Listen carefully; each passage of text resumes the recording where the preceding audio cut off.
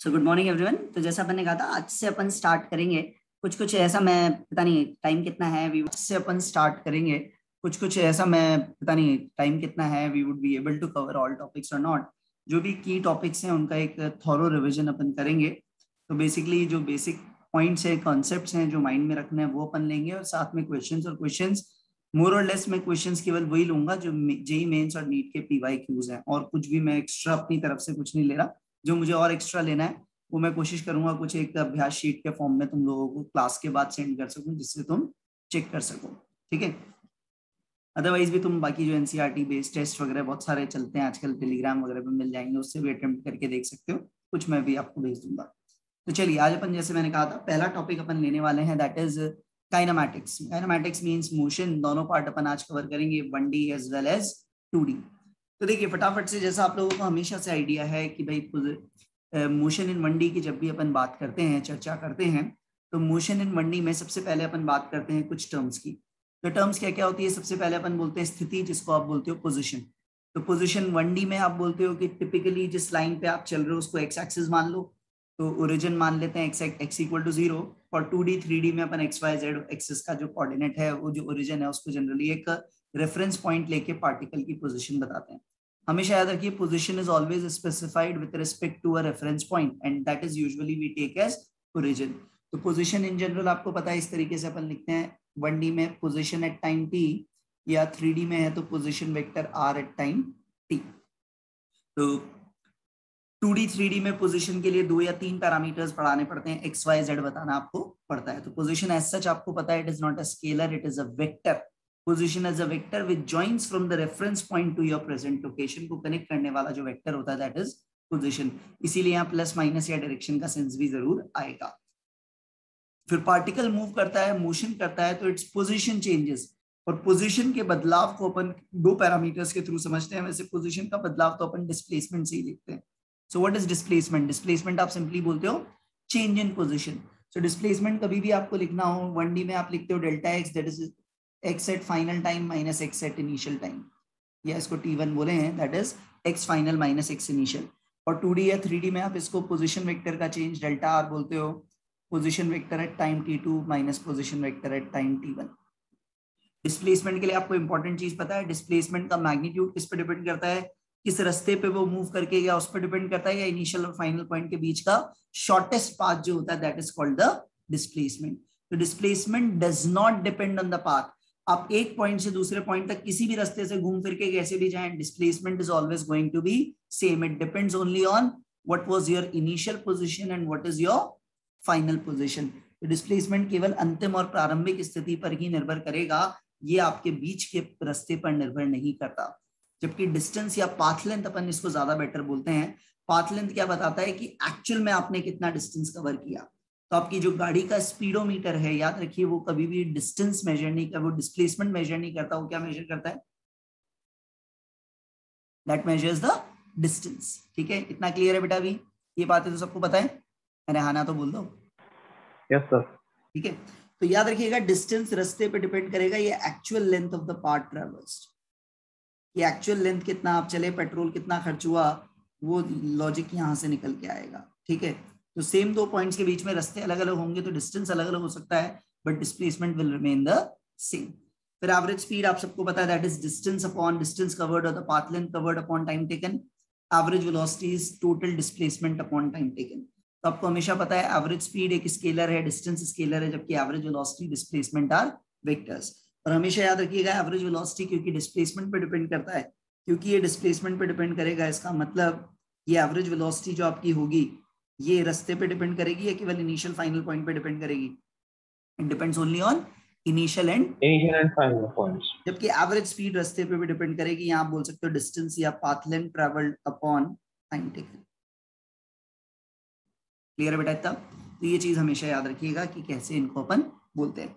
अब लॉजिकली आप देखिएगा, हमेशा किसी भी रास्ते में डिस्टेंस का मैग्नीट्यूड हमेशा, मतलब डिस्टेंस तो स्केलर ही होता है, हमेशा पॉजिटिव ही होता है, डिस्टेंस हमेशा डिस्प्लेसमेंट के मैग्नीट्यूड से ज्यादा ही आएगा, या हद से हद बराबर आएगा।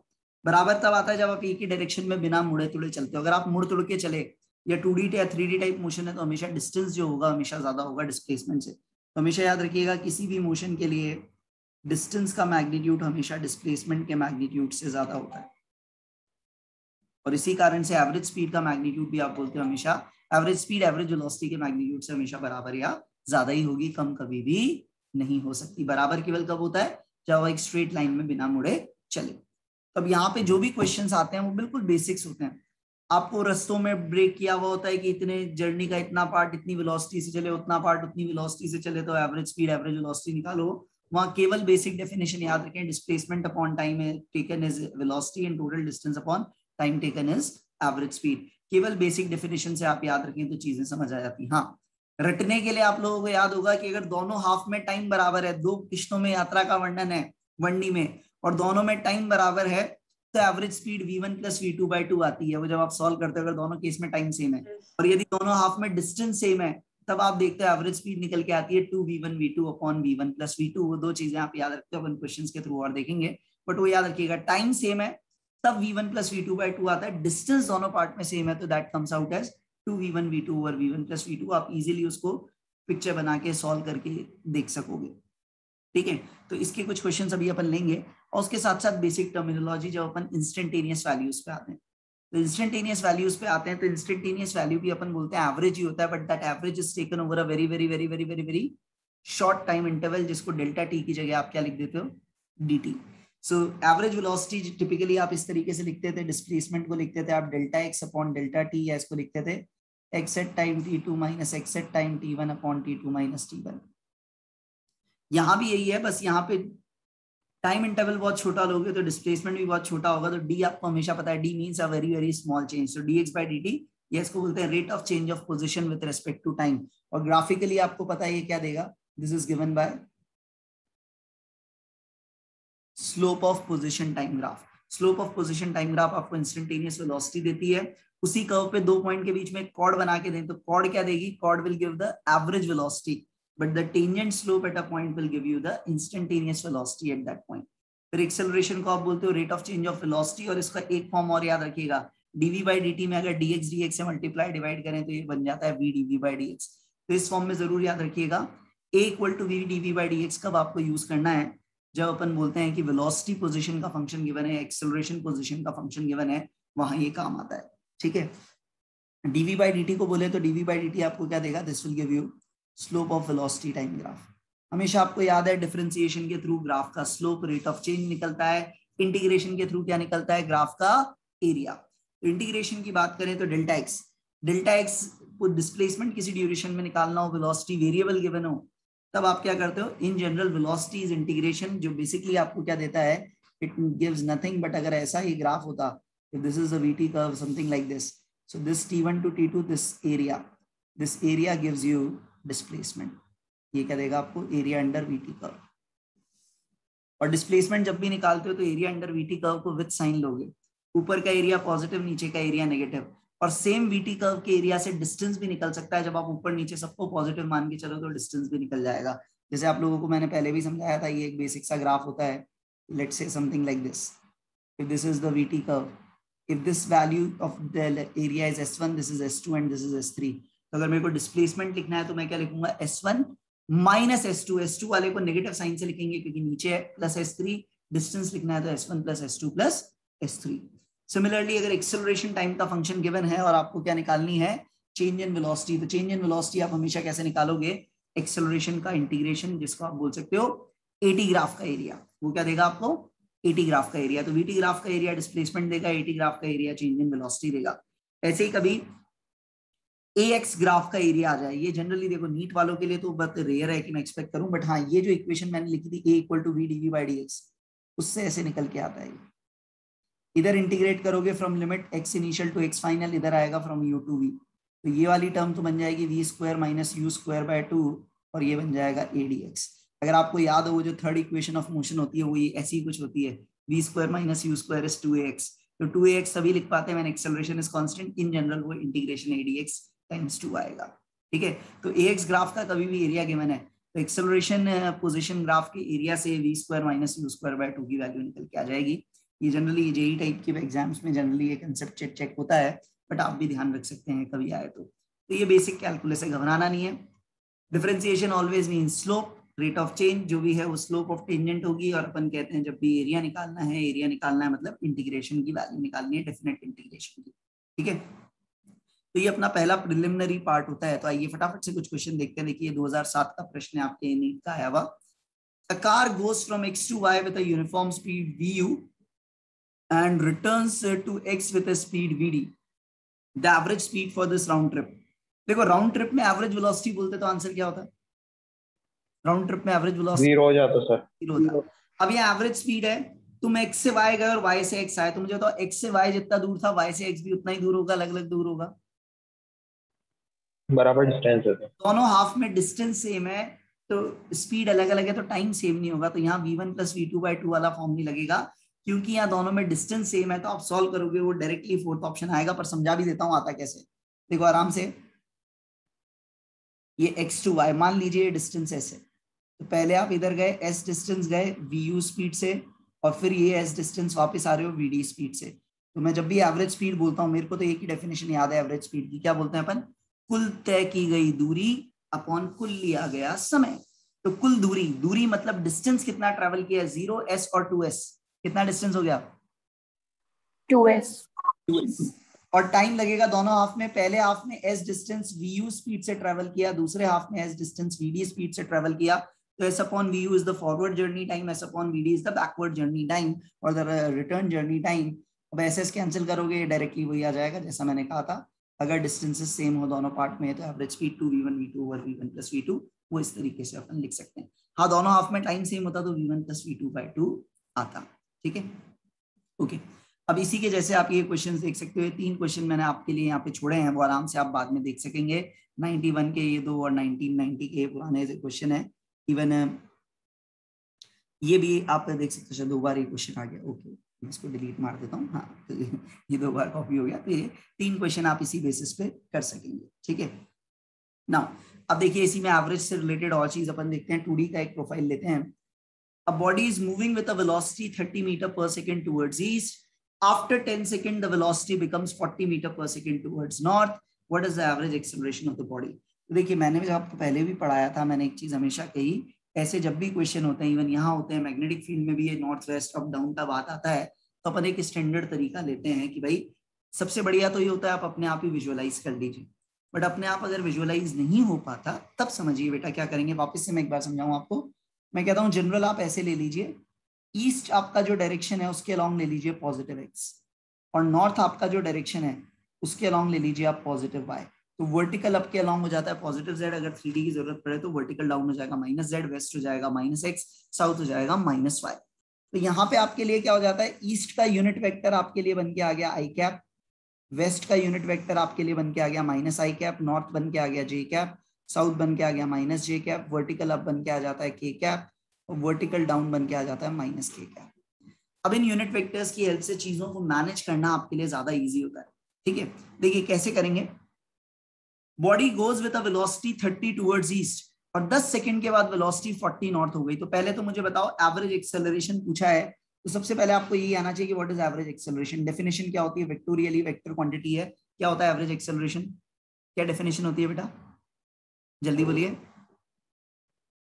जल्दी बोलो भाई। So change in velocity पर change in time. v final minus v initial upon time taken delta t, यही कुछ होगा, ये होती है definition. Yes, sir. Minus you या Yes, v sir. Final minus v initial, जैसा आपको अच्छा लगे। तो फाइनल वेलोसिटी किधर है, ईस्ट में नॉर्थ में? फाइनल कहाँ है, North में। नॉर्थ में। तो North नॉर्थ में को मैंने है। कहा जे कैप से लिखो, तो लिख दिया 40 जे कैप, माइनस इनिशियल क्या थी 30 टुवर्ड्स ईस्ट, ईस्ट से I cap थी। आई कैप, ईस्ट को लिखा आई कैप से, बट वो माइनस साइन उधर का कैरी कर रहा है, ये माइनस नहीं था बट माइनस वो डेफिनेशन से यहाँ आ रहा है, डिवाइडेड बाय टाइम इज 10। इसको सिंप्लीफाई करोगे तो शायद मैं इसको डायरेक्ट ऐसे लिख दूं, क्या आ गया क्या? Yes sir. तो -3i + 4j, क्वेश्चन में केवल मैग्नीट्यूड पूछा है, तो आप तो पढ़े लिखे हो, मैग्नीट्यूड आपको समझ आ ही गया। 3i और 4j, 3 और 4 बचपन से ही कर रहे हैं, 3 स्क्वायर 4 स्क्वायर कितना स्क्वायर, 5 square. डायरेक्टली एक्सेलरेशन का मैग्नीट्यूड 5 आ गया। बट हाँ अच्छे क्वेश्चन में डायरेक्शन भी आता, ये तो बहुत सस्ते में छोड़ दिया आपको, टिपिकली इस क्वेश्चन में मैग्नीट्यूड के साथ डायरेक्शन भी आना चाहिए था। अब डायरेक्शन देखो, फाइनल वेक्टर क्या आ रहा है, आई कंपोनेंट पॉजिटिव है नेगेटिव है? नेगेटिव। इसका मतलब ये कौन से पार्ट में आ रहा है कंपोनेंट? वेस्ट। वेस्ट। और ये 4j कैप मतलब नॉर्थ। इसका मतलब डायरेक्शन किधर आएगा, नॉर्थ में और वेस्ट के बीच में कहीं आएगा। और किधर आएगा, अगर ढंग से देखूं अपने कोऑर्डिनेट सिस्टम के अकॉर्डिंग, -3i कैप मतलब ये कंपोनेंट इधर है 3 और ये कंपोनेंट इधर है 4। 3 और 4 सेकंड क्वाड्रेंट में सर ये ऐसे कहीं आएगा। और ये एंगल ऐसे बोलेंगे जनरली में, आपको पता है एंगल क्या बोलते हैं, नॉर्थ ईस्ट या नॉर्थ वेस्ट, ऐसे ईस्ट या वेस्ट से मेजर करते हैं तो ये क्या कहलाएगा, थीटा डिग्रीज नॉर्थ वेस्ट। और थीटा आपको दिख रहा है 4 और 3 दिख रहा है यहाँ पे, इतना आप ट्राइंगल देख सकते हो, tan थीटा 4/3 आप सबको फिजिक्स में याद रहता है, तो थीटा लिख सकते हो tan इनवर्स 4/3। और tan इनवर्स 4/3 आपको पता है 53 डिग्री होता है, so it is 53 degree north west. तो डायरेक्शन क्या होता है इसका, 53। एक्चुअली क्वेश्चन में वो भी पूछा जाना चाहिए था, बढ़िया क्वेश्चन तभी बनता, बट ठीक है इन्होंने इजी रखा तो अच्छी बात है। तो वो केवल मैग्नीट्यूड तो वैसे भी निकल के आ गया। समझ आया बेटा इतना? Yes yes sir. Sir concept आप इस तरीके से पकड़िए। सेम चीज आपके मैग्नेटिक फील्ड वगैरह में भी होती है, जहां भी डायरेक्शंस आए, अगर आपसे विजुअलाइज नहीं हो रहा, देखो विजुअलाइज करते हो तो सबसे बढ़िया, अदरवाइज आप इस तरीके से सिंपल वेक्टर्स को हेल्प लेके काम चला सकते हो। ठीक है, तो ये अपने 3 प्यारे दोस्त हैं आई जे के, ये अपनी मदद करने आ जाएंगे। अब ये देखिए इस क्वेश्चन में आई डोंट थिंक मुझे कुछ बताने की जरूरत है, I am leaving it for you, क्योंकि ये अब बताने की जरूरत है तो फिर बहुत कुछ जरूरत बच जाएगी, है ना। फिर भी पूछ लेता हूँ भाई, क्या आंसर होगा? Instantaneous velocity is negative at the point, कौन से पॉइंट पे नेगेटिव है? ई पे। कौन से पॉइंट पे नेगेटिव है? E. ई E फॉर पे। एलिफेंट, एलिफेंट पे नेगेटिव है, बाकी सब जगह 0 या पॉजिटिव आ रही होगी, नेगेटिव केवल कहाँ पे है? ई पे। ई पे। ठीक ठीक, है बहुत बढ़िया। नेक्स्ट, अच्छा ये भी 2 बार रिपीट हो गया यार, एक मिनट, लेट्स डिलीट इट। ओके, फिर कैलकुलस पे बेस्ड और देखिए, the position of a particle as a function of time T, ये 2019 का आपका प्रश्न है, is given by position at time t is at plus bt square minus ct cube where abc are some constant when the particle has zero acceleration then its velocity will be। इस same language से बहुत सारे question JEE में और NEET में मिला के आए हुए हैं। तो सीधा सीधा है भाई, पोजीशन किसका फंक्शन गिवन है? टाइम का। तो ये तो देखो अपना स्टैंडर्ड तरीका है, पोजीशन या R vector is given as function of T, velocity vector as function of time क्या आएगा, dx by dt, और इसको फर्दर डिफरेंशिएट करेंगे तो acceleration as function of time क्या आएगा, dv by dt। यही होता है अपना तरीका। वेलोसिटी के लिए एक बार डिफरेंशिएट करेंगे, एक्सेलरेशन के लिए 2 बार। डेरिवेटिव, है ना। तो when the particle attain zero acceleration then its velocity, तो वेलोसिटी निकालनी है, बट कब निकालनी है, किस मोमेंट पे निकालनी है, जिस मोमेंट पे एक्सेलरेशन जीरो होगा। तो पहले तो चुपचाप से वेलोसिटी ये लिख लें, वेलोसिटी क्या होगी भाई, इसको डिफरेंशिएट करने में तुम एक्सपर्ट हो, अब a + 2bt देख लेना मैं गलत नहीं कर दूं, है ना, -3ct², यही आ रहा है क्या वेलोसिटी की एक्सप्रेशन? बोलो यार। Yes sir. और एक्सेलरेशन का एक्सप्रेशन क्या आएगा, a का derivative 0, this would B 2b - 6ct, यही है क्या? 6ct। तो पहले yes sir. when it attains zero acceleration, so when a is zero, acceleration कब जीरो होगा, आप ये एक्सप्रेशन में पुट करो तो टाइम की वैल्यू आ जाएगी 2b/6c, सस्ते में क्या लिख दोगे, b/3c। सही है क्या, बराबर है? यस सर बिल्कुल सही है। तो अब वेलोसिटी की वैल्यू क्या होगी, velocity at this time at b/3c, put कर दो, a + 2bt, t की जगह लिख दिया b/3c -3c t² को सीधा लिख दूं यहाँ पे b²/9c²। हाँ भाइयों क्या हो गया, a + 2/3c, इधर क्या बनता है बेटा, b²/3c बचता है, ये बन के a + b²/3c। देखो जल्दी जल्दी मैं गलत नहीं कर दूंगा, है ना। कौन सा ऑप्शन आ रहा है, a + b²/3c, कौन सा आ रहा है, सेकंड, यही आ रहा है। Yes, sir. ये इजीली आपको करना है, बस एक्सेलरेशन कब जीरो है वो टाइम निकाला, वेलोसिटी के एक्सप्रेशन में टाइम की वो वैल्यू पुट की और आपका काम हुआ। ठीक है, बराबर है। Yes, sir. ओके नेक्स्ट, ये देखो ये थोड़ा सा और खूंखार लगता है दिखने में डिफरेंशिएशन, तब ये खूंखार है नहीं, खूंखार बनाने के लिए दिया हुआ है। देखिए ये भी आपके नीट 2015 का प्रोफाइल है। देखिए एक यूनिट मास मतलब मास मान लिया कितना, 1 किलो, कितना मास मान लिया, 1 किलो। एक पार्टिकल है, यूनिट मास का, undergoes 1D motion such that the velocity is a function of position. Velocity is given as function of time और velocity is given as function of position. क्या given है? As a function of position. तो यहाँ dv by dt करके acceleration नहीं निकलेगा बेटा, क्योंकि v is not given as function of t. dv by dt acceleration होता है नो डाउट, बट यहाँ velocity is not given as function of t, it's given as function of x. Beta and are two constant, ये expression given है. x is a position. The acceleration at the position x is, जब भी velocity position का function हो, याद रखिएगा क्या सिखाया था, v dv by dx. तो v तो दिख रहा है, अब dv by dx पहले प्यार से निकाल लें. तो dv by dx, dv by dx का मतलब किसको डिफरेंशिएट करना है, v की जगह क्या पुट करना है, ये खूंखार सा जो दिख रहा है. अपने को परेशान नहीं होना, x की जो भी पावर है, अपन तो जनरल याद रखते थे x to the power n, n की जगह 2n है, कोई बात नहीं, अपन तो फॉर्मूले से चलेंगे. बीटा कांस्टेंट है, बाहर निकाल दो. अब x to the power n का जनरल फॉर्मूला होता था n इंटू एक्स की पावर n माइनस 1, तो उसी से चलेंगे अपन. n की जगह लिख देंगे -2n और n माइनस 1 मतलब -2n माइनस 1. आगे नहीं आ गया इतना, बोलिए. बस वही फॉर्मूला लगाया, एक्सप्रेशन से घबराना नहीं है. तो -2 beta n x to the power -2n minus 1. So therefore acceleration is v dv by dx. v क्या है, ये है, dv by dx ये रहा. अब थोड़ी सी गणित और लगा दो तो ये क्या हो जाएगा, -2 बीटा स्क्वायर n, x की पावर जोड़ जाड़ लो, सारी जोड़ जाड़ लोगे तो ये ऐसा कुछ आ जाएगा. ऐसे ही जुड़ती है ना. हाँ सर, -4n स्क्वायर. हाँ, तो अब क्या आ रहा है भाई, कौन सा आ रहा है, देख लो भाई कौन सा अच्छा लग रहा है, कौन सा अच्छा लग रहा है, कौन सा आएगा, सेकंड या फोर्थ?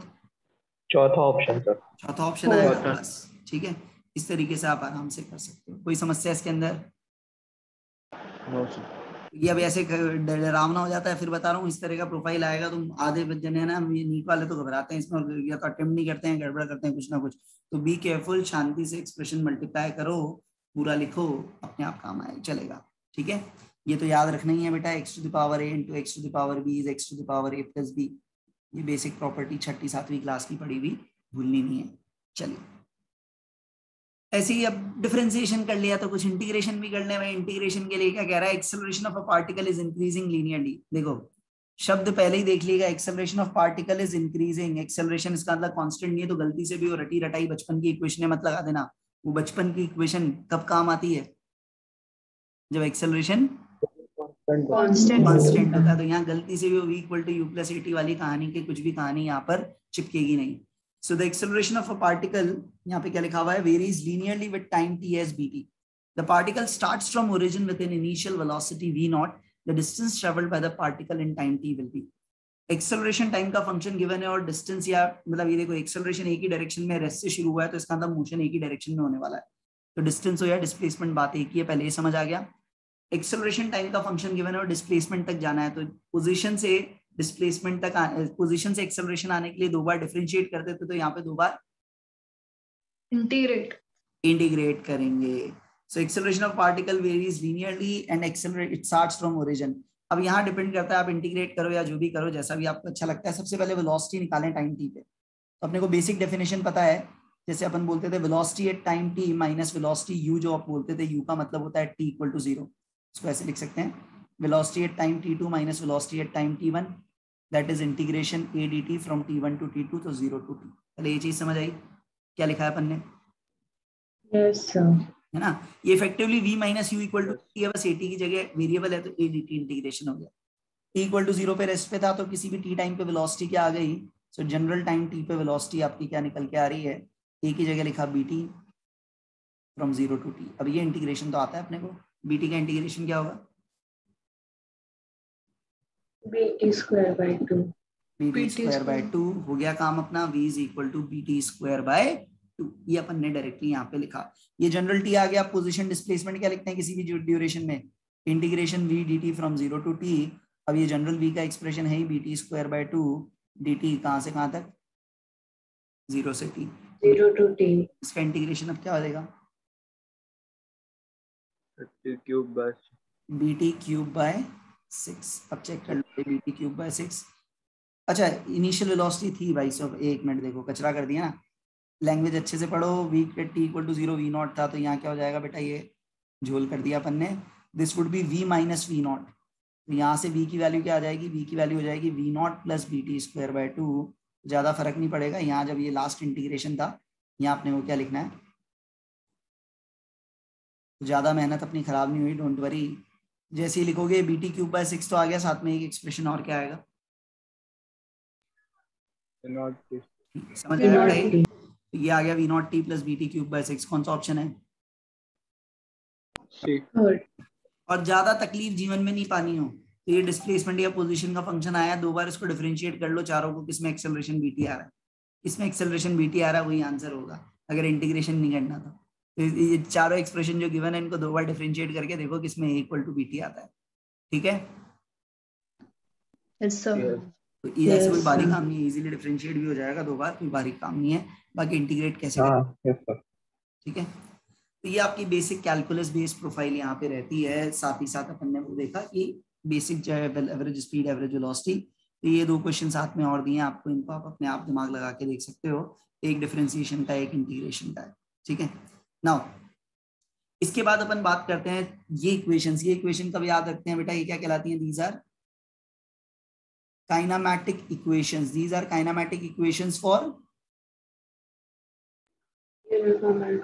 तो ये केवल तभी, ये अपने अस्त्र शस्त्र कब तैयार करने हैं आपको, गलत टाइम पे गलत तीर नहीं मार देना है। ये तीर कब चलेंगे, जब आपको क्वेश्चन में क्या acceleration as a vector is constant, उसका मैग्नीट्यूड, डायरेक्शन सब कुछ कांस्टेंट रहता है। और आइडियली ये इक्वेशन ये स्केलर फॉर्म में लिखी है, but in general these are general vector equations. तो इनको मैं जनरली ऐसे लिखना प्रेफर करता हूँ, vector v is vector u plus a times t।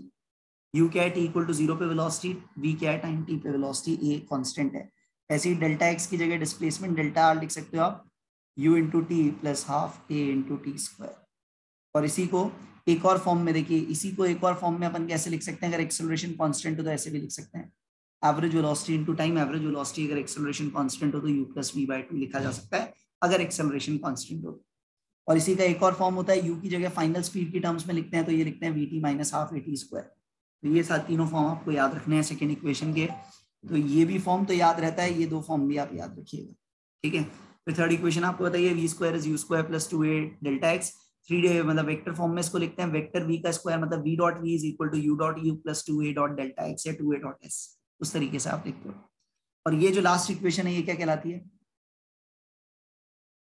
क्या देती है ये, nth सेकंड में डिस्प्लेसमेंट। याद रखना है डिस्प्लेसमेंट ही देती है, जरूरी नहीं है डिस्टेंस दे।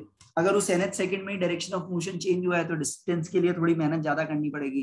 तब मेरी हमें वीटी ग्राफ बनाए, और वीटी ग्राफ में अपने आप दिख जाएगा ऊपर नीचे का एरिया, डिस्प्लेसमेंट में दोनों सब्ट्रैक्ट होंगे जबकि डिस्टेंस में दोनों ऐड होंगे। ये इक्वेशन सर, हाँ इक्वेशन से ग्राफ बना लें सर जो दे रखी है। देखो मेरी बात सुनो, अगर एक्सेलरेशन कांस्टेंट है तो वीटी ग्राफ हमेशा क्या बनेगा, लीनियर ही बनेगा। इतने तो पढ़े लिखे हो। Yes sir. मान लो 4 सेकंड पे ये वेलोसिटी थी, 5 पे ये थी, इसका मतलब लेट्स से 4.5 सेकंड पे डायरेक्शन बदला है।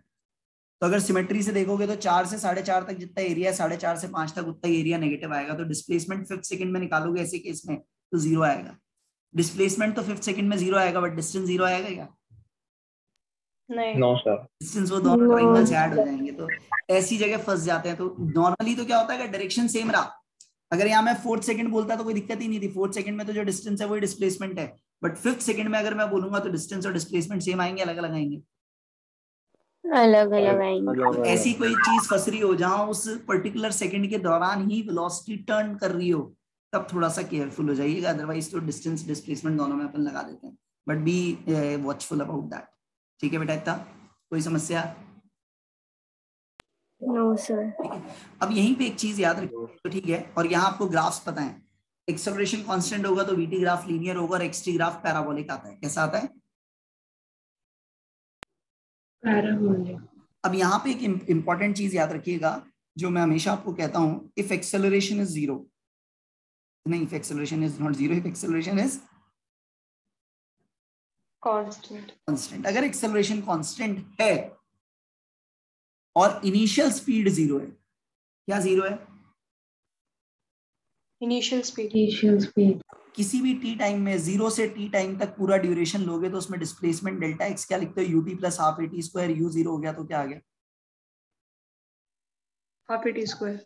तो ये डिस्प्लेसमेंट या डिस्टेंस जो भी होगा, डिस्प्लेसमेंट किस पे डिपेंड करेगा उस केस में? T square. स्क्वायर। इसका मतलब क्या होगा, ऐसी सिचुएशन में अगर इनिशियल वेलोसिटी 0 है और एक्सेलरेशन कांस्टेंट है, मान लीजिए t इक्वल टू 0 पे यहाँ था, इसी टाइम t0 तक अगर मैं बोल रहा हूँ इसने s डिस्टेंस कवर किया है, तो अगले t0 टाइम में, क्या बोल रहा हूँ मैं, अगले t0 टाइम में,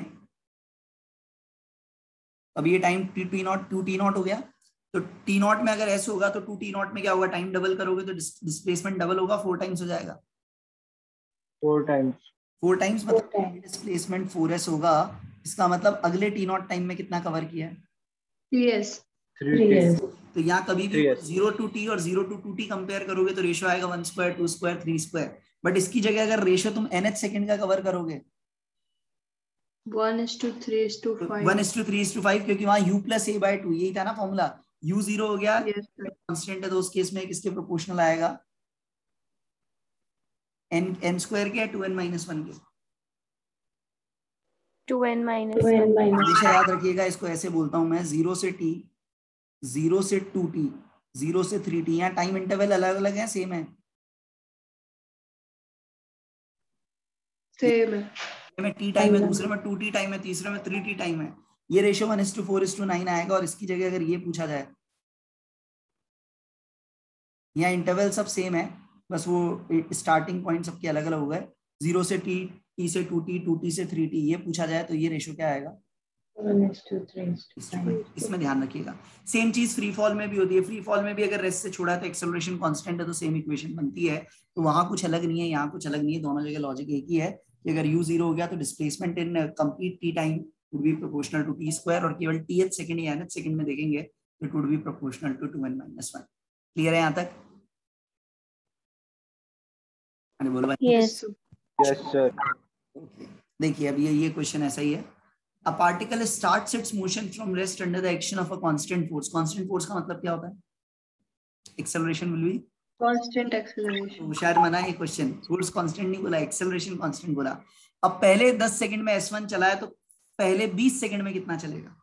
पहले 10 और अगले 10 पूछा है, पहले 10 और पहले 20।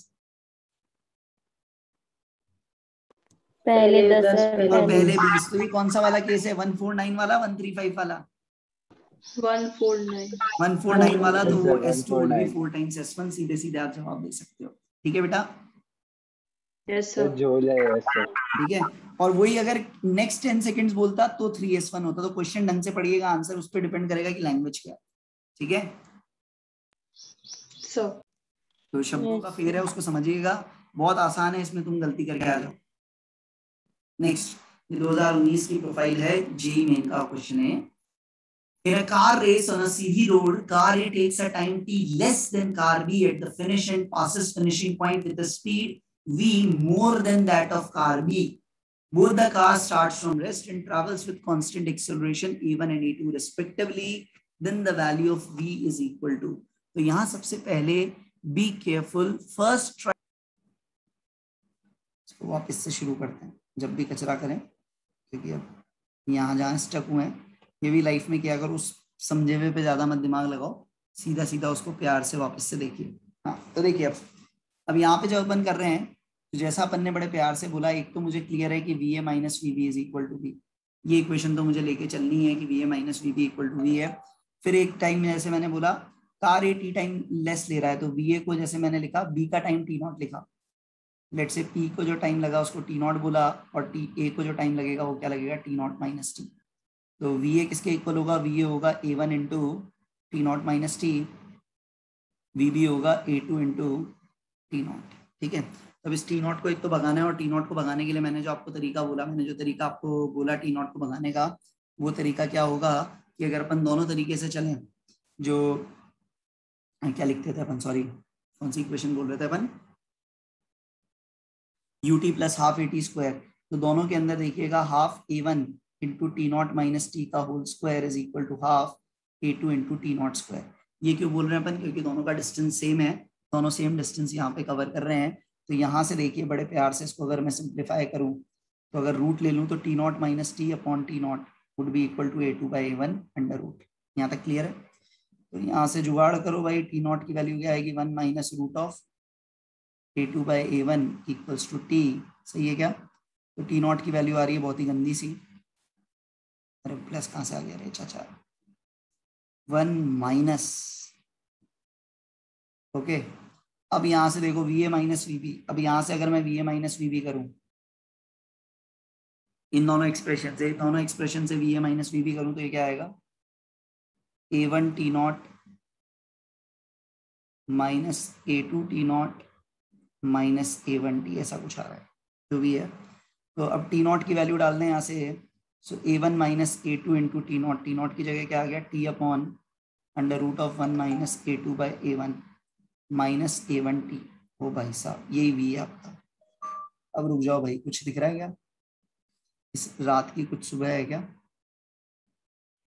a1 माइनस a2 नीचे भी आ जाएगा a1 minus a2 under root, ऊपर आ जाएगा रूट a1 माइनस a1, देख लेना भाई कुछ भूल चूक लेनी देनी। तो ये क्या बन जाएगा, रूट a1 था ही, ये भी बन जाएगा, a1 माइनस a2 को क्या लिख सकते हैं, ये बन जाएगा root of a1 minus a2 minus a1, यही बन रहा है क्या, बोलो भाइयों, ऐसा ही कुछ बना गया? हेलो हाँ सर, अब मैंने बन गया। अब इसका क्या करूं, अब क्या होगा, ये क्वाड्रेटिक इक्वेशन है। कुछ माइनस गलत कर दिया क्या अपन ने, एक मिनट रुकना, a1 T not minus T, सही है यहाँ तक तो a1 minus a2 T not की जगह लिखा T upon root of 1 minus a2 by a1, तो ये भी कहानी यहाँ तक तो बैठ गई। अब क्या बच रहा है यहाँ से, जीवन तो अभी भी फंस रहा है, माइनस साइन क्यों आ रहा है यार, car A takes a time T, हाँ टाइम टी लेस लिया तो सही लिखा था अपन ने टी नॉट माइनस टी। तो इसको सिंप्लीफाई करके देखो कि यहाँ पे क्या बन के आता है, ये मैंने यहाँ तो उल्टा नहीं कर दिया यार,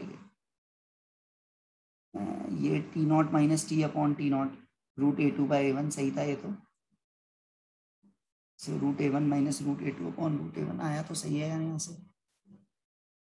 हे भगवान रुक जाओ, अगर मैं रूट a1 को कॉमन ले लूँ तो क्या हो जाएगा, तो root a1 minus a2 minus root a1, यार ये बैठता तो नहीं है यार, ये तो फर्जीवाड़ा हो जाएगा, क्या हो जाएगा ये तो फर्जीवाड़ा हो जाएगा यार, कहाँ फंस गया यार,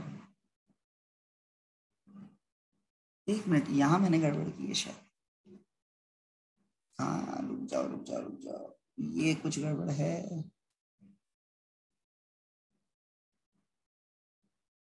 इसको ऐसे मान सकते थे ना, ये सही है क्या, बोलो भाइयों,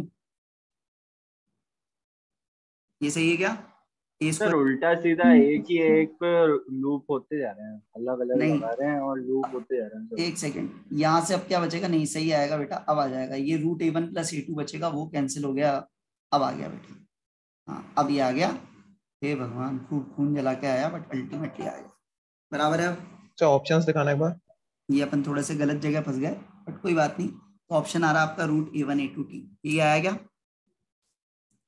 सर एक बार दिखाना है क्या किया, हाँ क्या किया, जो किया वही किया, बस वो थोड़ा सा इसको सिंप्लीफाई किया, a1 माइनस a2 को मैंने माना रूट ऑफ a1 माइनस, क्योंकि ये एक्चुअली मैंने गड़बड़ कर दी थी बेटा कि उसका डायरेक्ट अगर अपन वैसे लिखेंगे तो गड़बड़ हो जाएगी, a1 माइनस a2 को मैंने ऐसे लिखा, यहाँ पे एक्चुअली ये गड़बड़ लिखा है, एक्चुअली ये भी नहीं, अब आई ना गलती पकड़े, एक मिनट, ये अर्थ का अनर्थ कर दिया मैंने, ये अर्थ का अनर्थ कर दिया था, दोनों में रात और दिन का अंतर है इसलिए गड़बड़ आ रही थी, ठीक है, इसलिए अपन वो गलत कैंसिल कर रहे थे, नीचे root a1 minus root a2 है, root of a1 minus a2 नहीं था, वो एक लिखने का गड़बड़ मैंने कर दी और उसके कारण ये समस्या में फंस गया, ठीक है बेटा,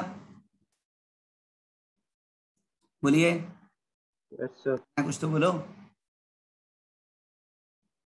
अरे बोलो भाई,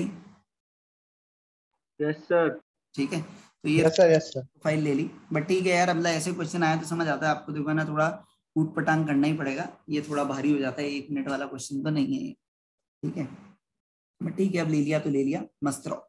आइए next, An automobile traveling at 40 km per hour can be stopped at a distance of 40 meters by applying brakes. If the same automobile is traveling at 80 km per hour, the minimum stopping distance is. ये आपको मैंने रट के बताया है. Stopping distance अपन यहाँ भी पढ़ते हैं, फ्रिक्शन में भी पढ़ते हैं, वर्क एनर्जी में पढ़ते हैं. तो सीधा सीधा एक्सप्रेशन क्या आता है? v not square upon friction के टर्म्स में बोले तो 2 म्यू के जी टाइप्स. v मतलब एक्सेलरेशन. इसको ऐसे भी लिख सकते हो v not square upon 2 magnitude of a not. Magnitude of a not का मतलब रिटार्डेशन का मैग्नीट्यूड. तो अगर रिटार्डेशन सेम है तो अपन बोलते हैं स्टॉपिंग डिस्टेंस किस पे डिपेंड करता है? स्पीड पे या स्पीड के स्क्वायर पे? तो स्पीड का स्क्वायर, स्पीड डबल की तो स्टॉपिंग डिस्टेंस डबल होगा, चौगुना होगा?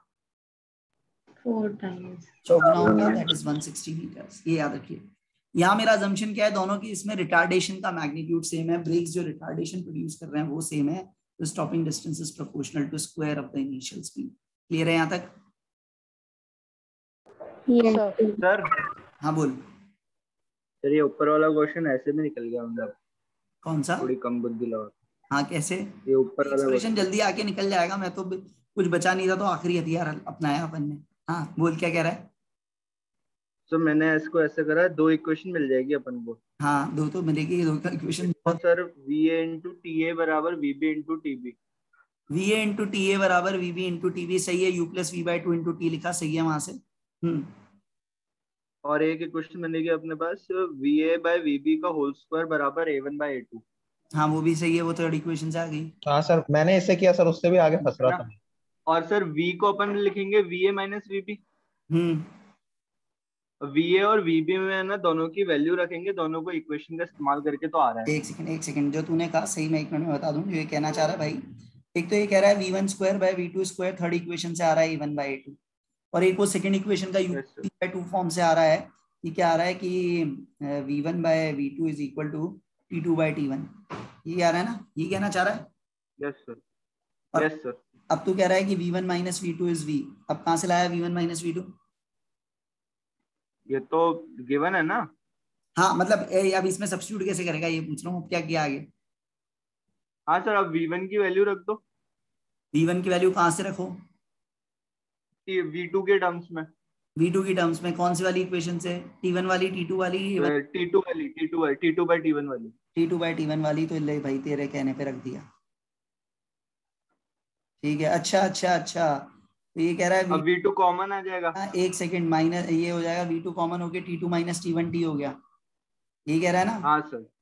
तो T2 minus T हो गया और नीचे बचा V1 T इधर आ गया. ये कहना चाह रहा है? ये क्या हो गया? सब बराबर कहाँ से आ गया सर? एक मिनट. ये तेरा आया V2. ये आ जाएगा V2 into T by T1. हाँ T by T1 equals to V. यही आ गया तेरा. T2 minus T1 को. हाँ सर. अब सर V2 की वैल्यू रख दो T1 के टर्म्स में या फिर T1 की वैल्यू रख दो बाकी उनके टर्म्स में. तो फिर A1 कौन से एक्सप्रेशन में पुट कर रहा है? सर अब T1 की वैल्यू रख दो. T1 की वैल्यू क्या रखूं? तो इसमें कुछ करा तो था मैंने. सर TA स्क्वायर बराबर A1 by A2 आएगा ऐसा कुछ. TA स्क्वायर बराबर A1 by A2 into TV square.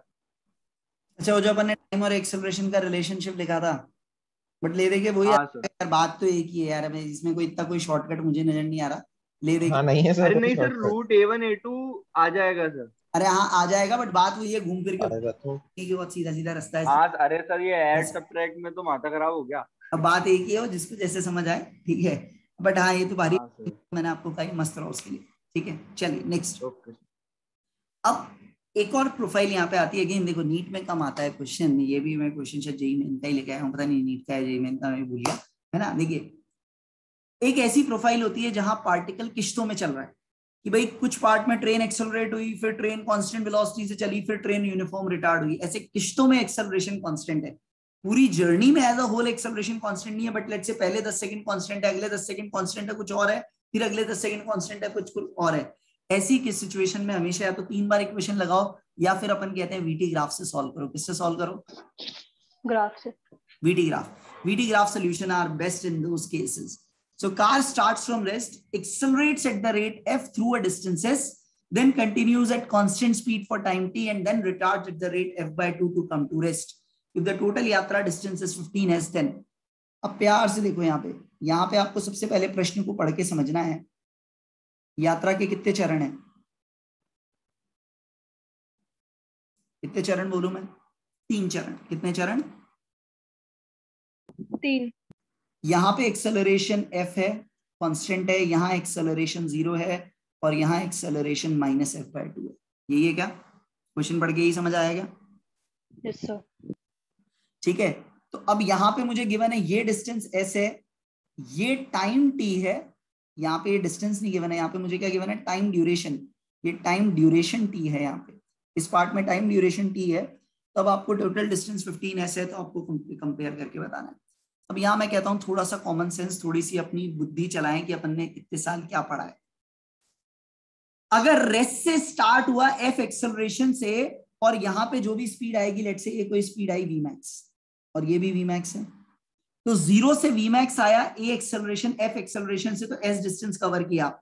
अब vmax से फाइनल यहाँ पे रेस्ट पे जाएगा, फाइनल वेलोसिटी 0 होगी, यहाँ इनिशियल 0 थी, तो 0 से vmax f एक्सेलरेशन से आ रहा था, vmax से 0 f/2 से रिटार्ड हो रहा है, तो टाइम उतना ही लगेगा, डबल लगेगा। सोच के बताओ भाई, 0 से vmax आ रहे हो, f से vmax से 0 जा रहे हो f/2 एक्सेलरेशन से, टाइम उतना ही लगेगा, डबल लगेगा।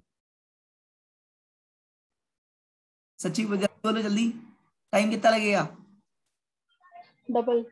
डबल। तो अगर मैं ये टाइम t0 बोलूंगा तो पढ़े लिखे होगे, तुम्हें समझ आ गया ये टाइम 2t0 होगा। और टाइम 2t0 तो तुम वो जो इक्वेशन है u + v/2 × t, दोनों में u और v इंटरचेंज होगा, बट u + v की वैल्यू सेम रहेगी। टाइम डबल हो गया, तो ये डिस्टेंस s है, तो क्या इसे 2s बोल सकते हो क्या? पहले इतना बताओ, बिना कोई इक्वेशन, कॉमन सेंस से। इतना आपने कर लिया क्वेश्चन। s इधर, 2s इधर, कुल कितना चला है? कुल कितना चला है? 15। तो s और 2s उधर गया, तो यहाँ कितना चला है? 12s। ठीक है, अब क्या क्वेश्चन में क्या चाह रहा है भाई? s को f और t की टर्म्स में लिखना है। तो पहली चीज ये s किसके इक्वल होगा? s की वैल्यू अगर मैं सिंप्लीफाई करता तो s की वैल्यू क्या थी बेटा? s किसके इक्वल था? s is equal to half f into t0²। ये लिख सकता हूँ, हाफ f इंटू t0²। सही है क्या? यस। और इसमें भी आप पढ़े लिखे हो, इसको ऐसे लिख सकते हो क्या? इसमें इसकी जगह मैं कौन सी इक्वेशन लगाऊं? Third equation. थर्ड इक्वेशन लगाऊंगा तो s की वैल्यू क्या आएगी? ऐसे लिख सकता हूं क्या? बोलो। Third equation v² is u² + 2as, so vmax² is 0² + 2fs। लिख सकता हूं ये? Yes sir. अब ये जो 12s है, ये 12s डिस्टेंस कितने पार्ट में है? t टाइम में, और यहाँ पे वेलोसिटी कांस्टेंट है, कितनी है? vmax। तो vmax को चिपका दो, vmax को चिपका दो। क्या चिपकाओगे vmax को? या vmax का स्क्वायर यहाँ से कर लो, जैसे तुम्हारे को अच्छा लगे यार, जो तुम्हें अच्छा लगे। vmax का स्क्वायर यहाँ से कर लो, क्या आ जाएगा? ये आ जाएगा क्या? बोलो बेटा,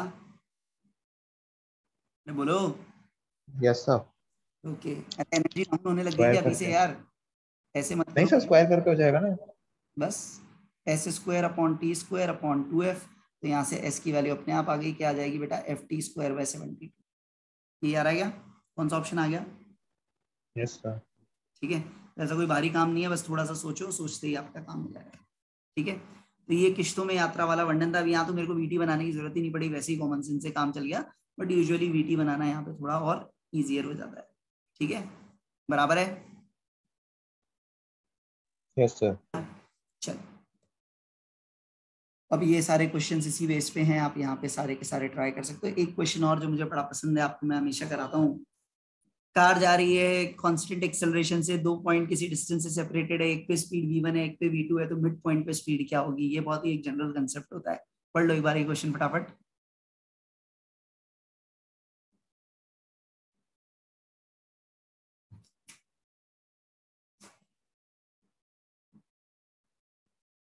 पढ़ लिया क्या? अरे बोलो भाई, अरे रिस्पॉन्ड तो करो भाई। पढ़ लिया नहीं पढ़ा?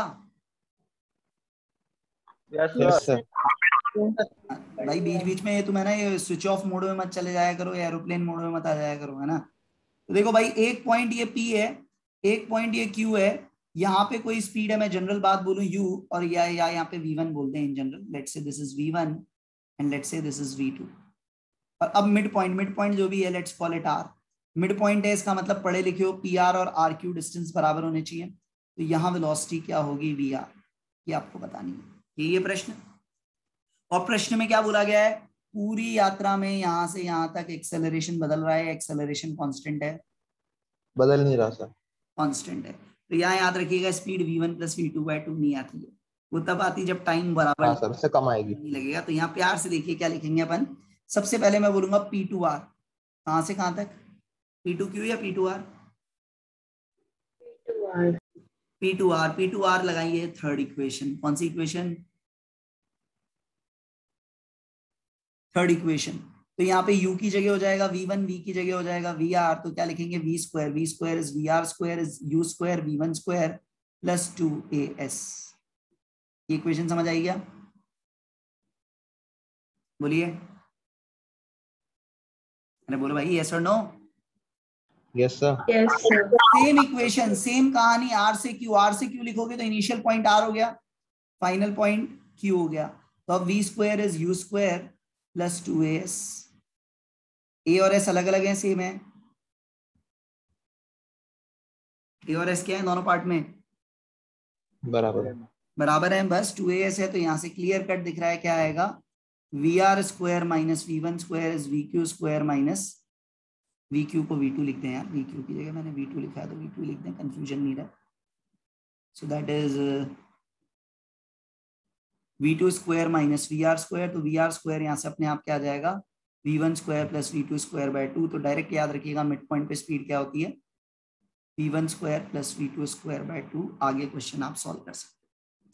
क्लियर है, याद रहेगा ये? Yes, sir. ओके चलिए, तो ये आपका यूनिफॉर्मली एक्सेलरेटेड मोशन हुआ। इसी का एक एक्सटेंशन आपका होता है वर्टिकल फ्री फॉल। अब वर्टिकल फ्री फॉल में जो कंफ्यूजन होता है लोगों को वो होता है कि सर +G या -G, तो +G -G से कभी फर्क नहीं पड़ता। याद रखिए वर्टिकल फ्री फॉल में पार्टिकल तभी होता है जब उस पर केवल ग्रेविटी फोर्स है, तो एक्सेलरेशन क्या होगा, क्या रहेगा, G डाउनवर्ड्स। अब +G -G डिपेंड करेगा आपने ऊपर पॉजिटिव लिया है या नीचे पॉजिटिव लिया है। एक्सेलरेशन तो फिक्स है G डाउनवर्ड्स। और आप बोलते हो अगर आप धरती की सतह के बहुत पास हो तो ये G की वैल्यू कांस्टेंट रहती है, और उस केस में अपन कह सकते हैं near to earth surface. Near to earth surface आप क्या मानोगे, G को कांस्टेंट मान सकते हो, इसको लिख सकते हैं it can be taken as constant acceleration. तो इस केस में यूनिफॉर्मली एक्सेलरेटेड मोशन वाली इक्वेशंस ही आप लगा सकते हो। ठीक है, तो इसमें जो केसेस आपको होते हैं, एक केस तो क्या होता है जब आप बॉल को क्या करते हो, ऊपर उछाला है U स्पीड से।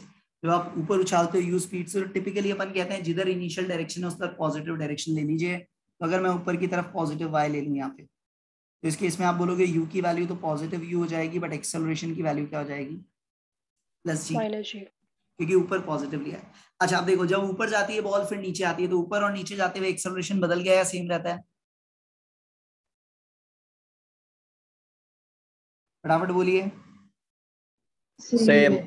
सेम रहेगा बेटा, वेलोसिटी ने पलटी मारी, एक्सेलरेशन पहले भी नीचे था अभी भी नीचे था, इसलिए किसी भी दो पॉइंट के बीच में यात्रा में आप ये equation of uniform accelerated motion लगा सकते हो। तो यहाँ से अब आपको कुछ कुछ चीजें जो निकलती है, थर्ड इक्वेशन सबसे पहले अपन हाईएस्ट पॉइंट और इस पे लगाते हैं। हाईएस्ट पॉइंट की क्या पहचान होती है, वहां पे क्या, V0 एक्सेलरेशन या स्पीड? Speed. स्पीड 0 होगी, एक्सेलरेशन Speed 0 0 नहीं होगी। और अभी प्रोजेक्टाइल में अपन देखेंगे वेलोसिटी भी 0 नहीं होती, केवल वेलोसिटी का वर्टिकल कंपोनेंट 0 होता है, क्योंकि y मैक्स है तो dy/dt 0 होगा, तो y कोऑर्डिनेट ऑफ वेलोसिटी 0 होता है। ठीक है, तो यहाँ पे जो इक्वेशंस आपकी लगती हैं इन जनरल वही v = u + at वाली सारी इक्वेशन में a को -g निकालें, तो o से a तक थर्ड इक्वेशन लगा के आप h की वैल्यू डायरेक्टली निकालते हो U²/2g। यहाँ पे वो माइनस पहले ही कंसिडर हो गया, अब नेगेटिव नहीं डालेंगे क्योंकि पॉजिटिव वैल्यू ही आएगी। सो h इज U²/2g, इसलिए आप बोलते हो जितनी इनिशियल स्पीड ज्यादा होगी हाइट भी उतनी क्या होगी, ज्यादा। ज्यादा। ठीक है, हाईएस्ट पॉइंट तक जाने में जो टाइम लगता है वो लिखते हैं अपन t/2, टोटल यात्रा का आधा होता है और वो होता है u/g। और जो टोटल टाइम ऑफ फ्लाइट होता है पूरी यात्रा का सेम हाइट तक, 2u/g। इसको बोलते हैं रिटर्न टू सेम हाइट। वो हाइट है, वो टाइम कितना होता है 2u/g। फिर आपको एक और चीज यहाँ पे पता है, एक ही पॉइंट पे पार्टिकल दो बार आता है। यहाँ अगर वेलोसिटी v थी तो यहाँ वेलोसिटी v मैग्नीट्यूड ही होता है, पर डायरेक्शन अपवर्ड्स की जगह डाउनवर्ड्स। वो आप एनर्जी कंजर्वेशन से ही बोल सकते हो। और ऐसे ही बोलते हो जब ये वापस हिट करती है तो स्पीड u होती है, पर डायरेक्शन नीचे होने के कारण माइनस u हो जाता है। और एक इंपॉर्टेंट चीज, अगर इस पॉइंट तक आने में t1 टाइम लगा और वापस आने में यहाँ t2 लगा, एक हाइट पे पे है, तो आपको हमेशा यहाँ पे एक लॉजिकल पता है, उस क्वाड्रेटिक इक्वेशन सॉल्व करके t1 + t2 किस इक्वल आता है टाइम ऑफ फ्लाइट के। क्लियर है इतना टोटल टाइम ऑफ फ्लाइट। अच्छा, ये कुछ बेसिक बातें हैं जो आपको हमेशा यहाँ पे ध्यान रखनी है। फिर एक केस नीचे फेंका तो नीचे ही मोशन है तो आप +g हो जाएगा, तो इक्वेशन वैसे मॉडिफाई होंगी। और वहां स्पेशल केस आता है आपका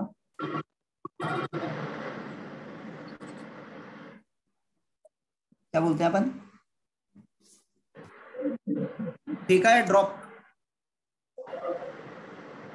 फेंका या ड्रॉप। ड्रॉप करने का मतलब क्या होता है, एफर्ट लगाया u0 दिया। जीरो। तो जिसने भी छोड़ा उसके रिलेटिव वेलोसिटी जीरो है। तो इन जनरल माना तुम छत पे खड़े थे तो तुम्हारा रिलेटिव जीरो है, मतलब ग्राउंड के रिलेटिव भी जीरो है। तो उस केसेस में आप याद रखिएगा जब भी आप ड्रॉप कर रहे हो इनिशियल वेलोसिटी जीरो है तो नीचे की तरफ ही पॉजिटिव डायरेक्शन ले लिया जाए, समझदारी होगी। एक्सेलरेशन यहाँ प्लस होता है। तो याद रखिए अगर ये हाइट h है तो यहाँ आपको पता है इक्वल टू ut/gt² लगेगा। तो टाइम कितना लगेगा तो h किसी हाइट का गिवन है। माइक सर किसी का माइक ऑफ करवाओ। तो किसी का माइक ऑन है वो। एक मिनट बेटा, ओके आई थिंक अब ठीक है। Yes sir. So time is Yes.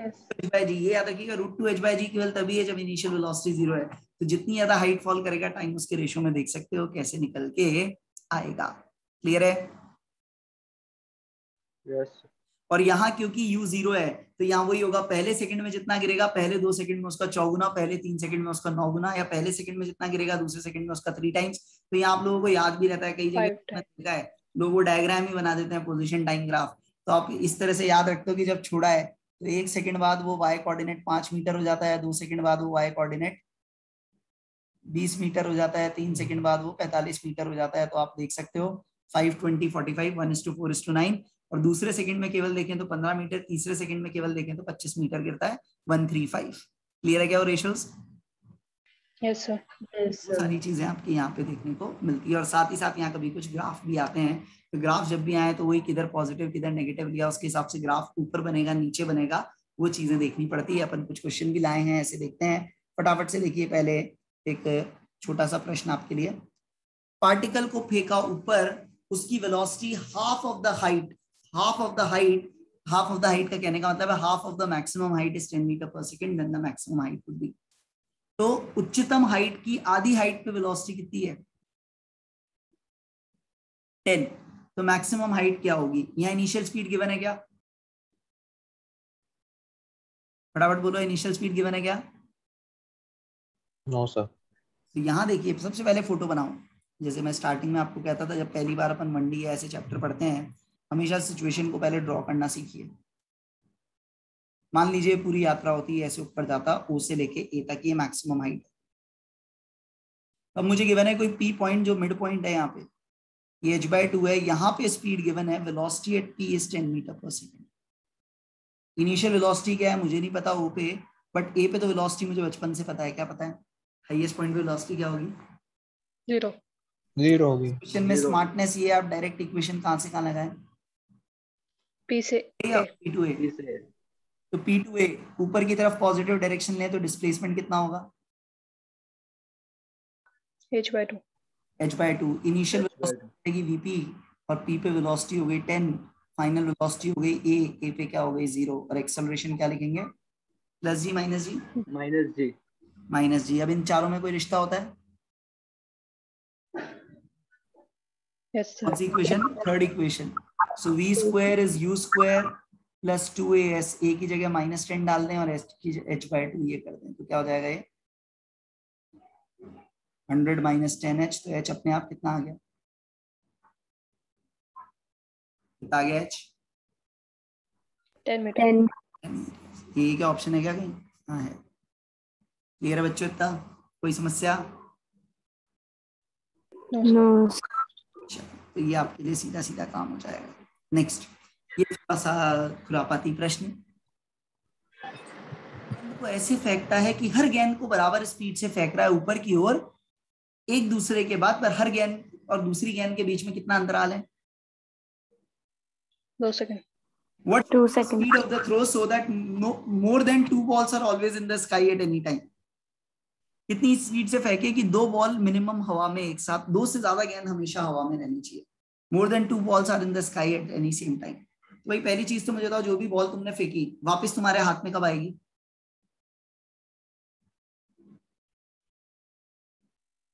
To u by g time.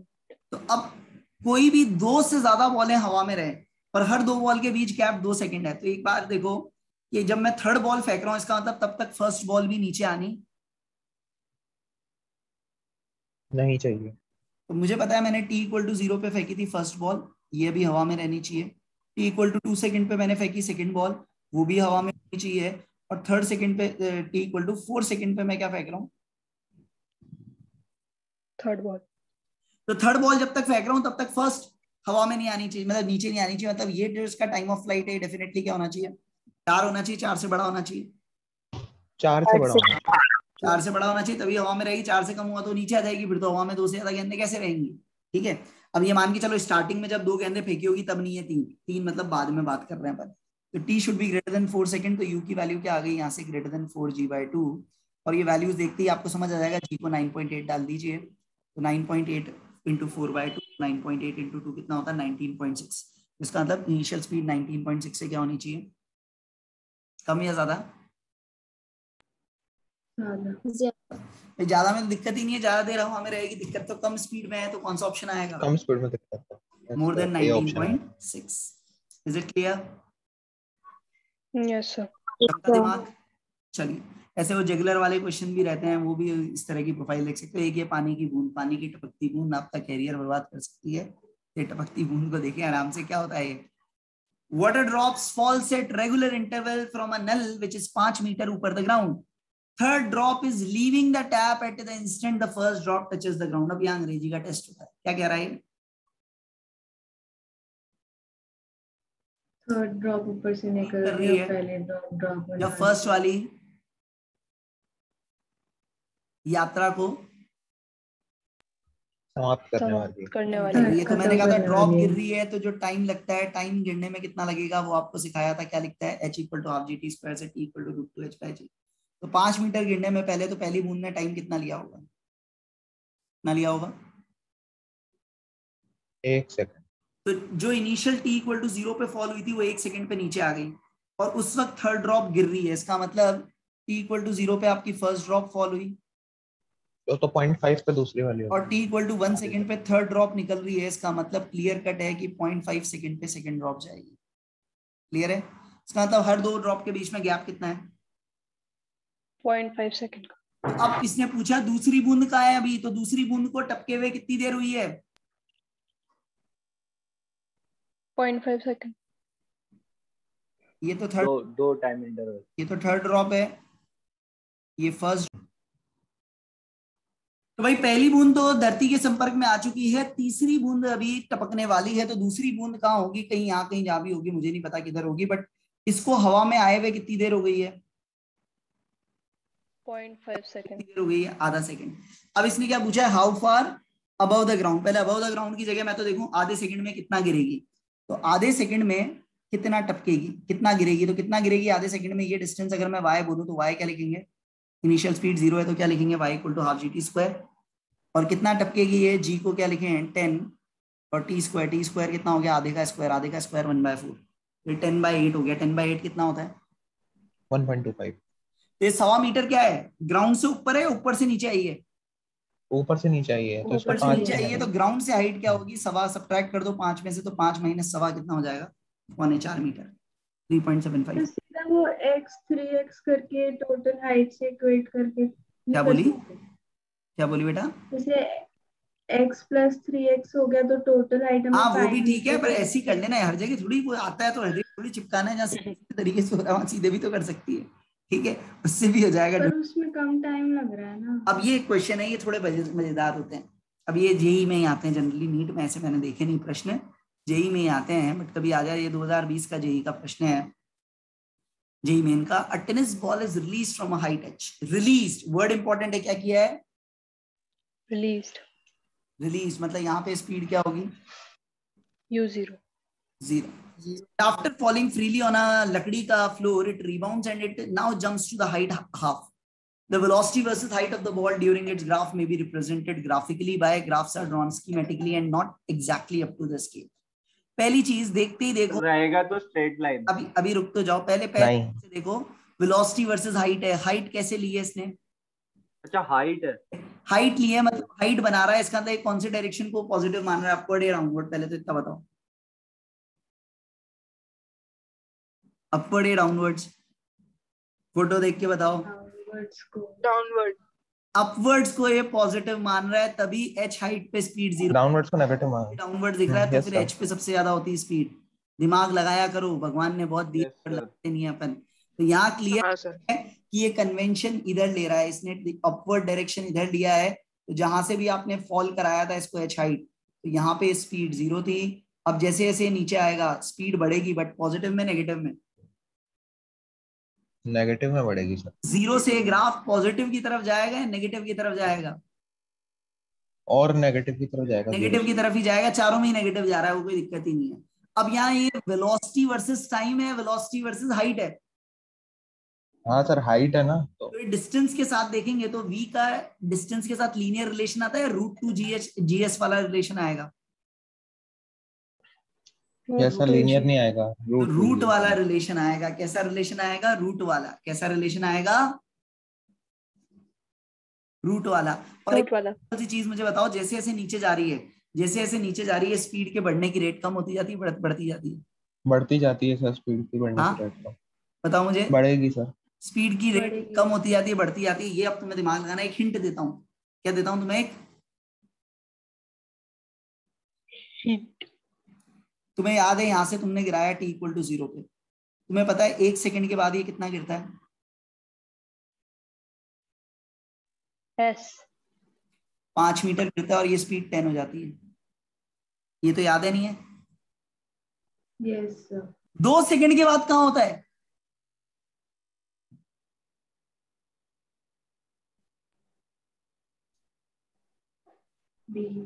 5 metre नीचे या 20 मीटर नीचे? 20 मीटर।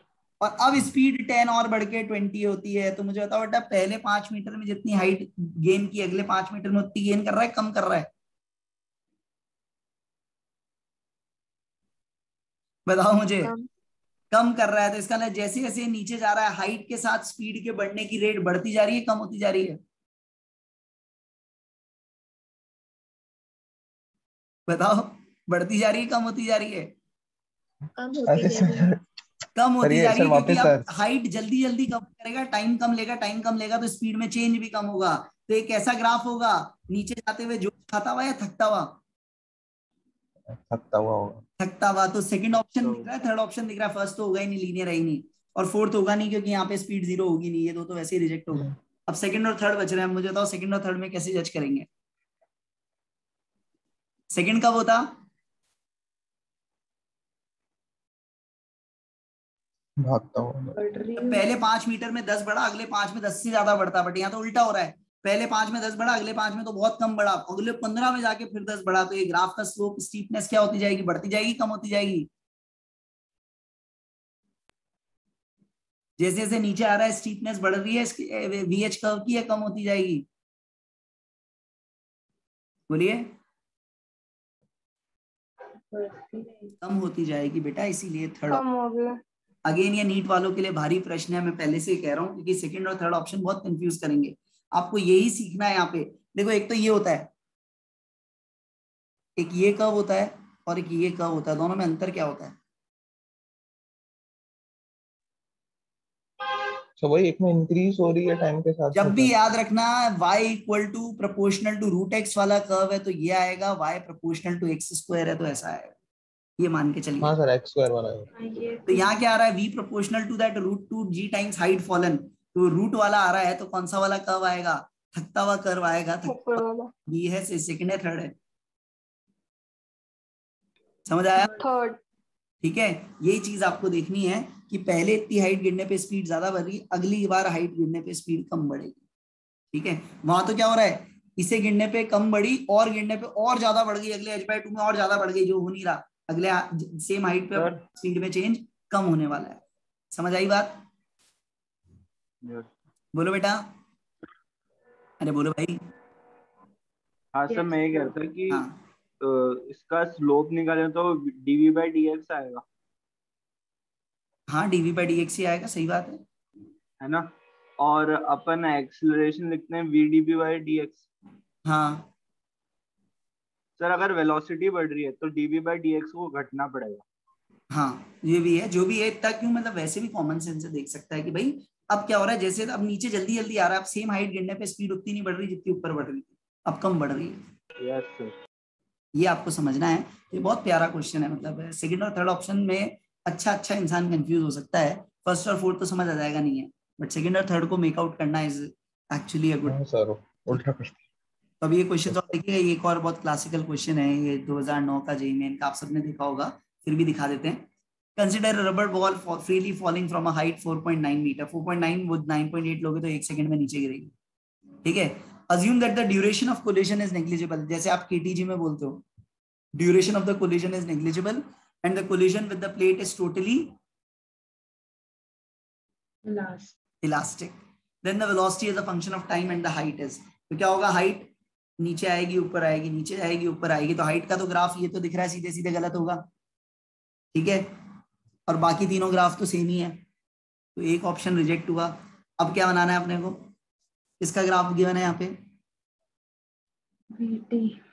अगेन देखो, हाइट ऊपर पॉजिटिव मानी है, नीचे पॉजिटिव मानी है, ग्राफ देख के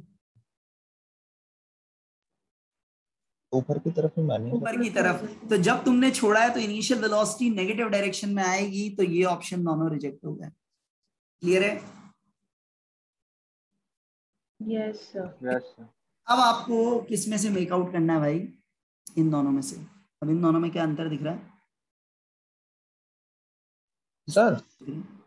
सर मैं थर्ड वाला इसलिए कर रहा था कि इंस्टेंटेनियस कोलिजन है तो एकदम से ही सर डायरेक्शन चेंज हो हाँ, तो रही ये है। एक्चुअली ये जहाँ से भी मैंने चिपकाया है फिगर सही नहीं बना हुआ है एक्चुअली, ये इट्स नॉट राइट।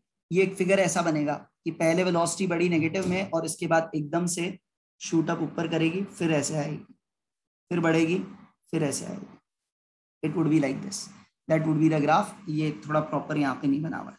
ठीक है बेटा, समझ आ गई बात? ये यस सर। समझ आई है? Yes, ये आपको इस तरीके से यहाँ पे देखना है, ग्राफ्स आर नॉट प्रॉपर। आप देखोगे, इसको ढूंढोगे तो मिल जाएगा आपको, वहां से आप मेकआउट कर पाओगे। ठीक है ता? Yes sir. चलिए, तो ये आपका फ्री फॉल वाली कहानी हुई इससे रिलेटेड। ठीक है, तो आज अपन इसको इतना ही लेते हैं। आज ये लिया, और मन करेगा तो आज शाम को ही क्लास से अपन कंटिन्यू कर लेंगे। ठीक है, मैं मैसेज कर दूंगा आपको। ठीक है? Yes sir. तुम तो पढ़ने को रेडी हो ना? हाँ सर। Yes sir. कि थोड़ा सा टाइम ज्यादा लग गया जो मैंने कैलकुलेट, लगता ही है यार, वो समझाने लगो तो और भी ज्यादा लगा सकते थे। ठीक है, कोई बात नहीं, टाइम की कोई ऐसी किल्लत नहीं है, तो कोशिश करूंगा मैं आज शाम को ही वापस से। ठीक है, ओके सर। एक ही मीटिंग लेना ना शाम को। क्या कह रहा है सर? एक ही मीटिंग लेना ना शाम को। क्या कह रहा है बेटा? सर एक ही मीटिंग लेना ना शाम को। अब यार एक दो मेरे हाथ में थोड़ी होता है यार पढ़ाते हुए। सर ये खत्म करा देना पूरा। हाँ, मतलब जितना मैंने बनाया है इतना रिलेटिव खत्म कर। मोशन। ठीक है, relative motion plus projectile plus river boat, ये सारी चीजें ले लेंगे अपन। ठीक है, बराबर है? Yes sir. चल।